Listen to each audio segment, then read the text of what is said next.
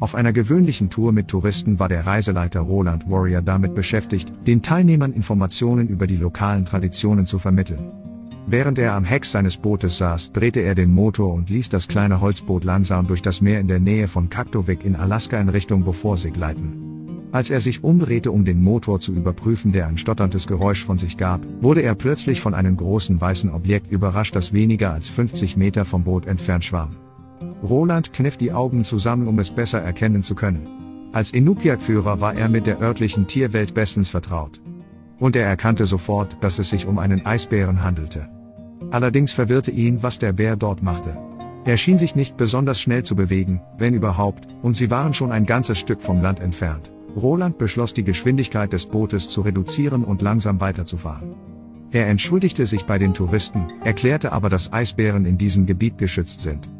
Außerdem würden die glücklichen Besucher so die seltene Gelegenheit bekommen, einen Eisbären aus nächster Nähe zu erleben. Dennoch lehnten zwei der Touristen ab. Sie wussten, wie gefährlich diese Bären werden konnten und zogen es vor, direkt an ihr Ziel gebracht zu werden. Sie waren nicht zu überzeugen.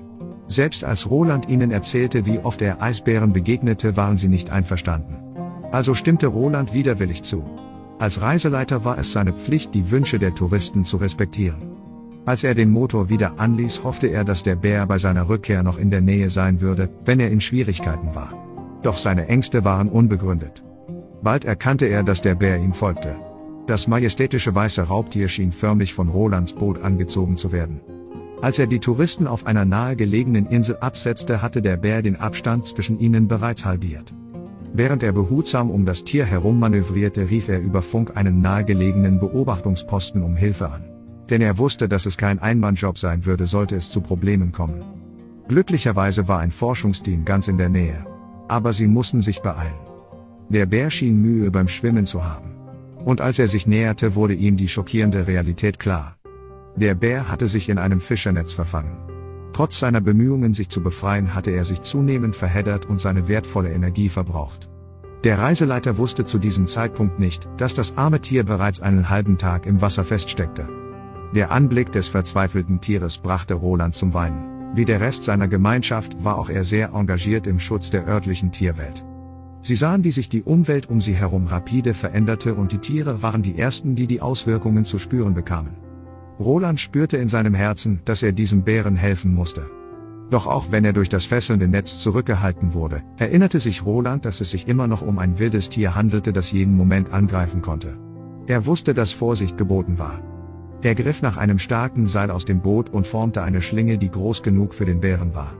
Diese Schlinge könnte dem Bären helfen, über Wasser zu bleiben, während sie auf Hilfe warteten.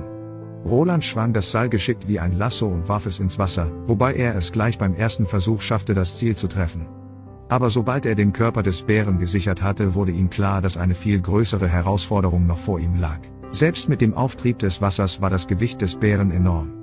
Das Tier wog etwa 400 Kilogramm, ungefähr so viel wie ein Piano. Schon nach wenigen Minuten hatte Roland Mühe.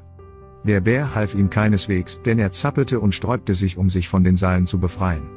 Roland spürte, wie sein Unterarm und sein Bizeps vor Schmerz brannten.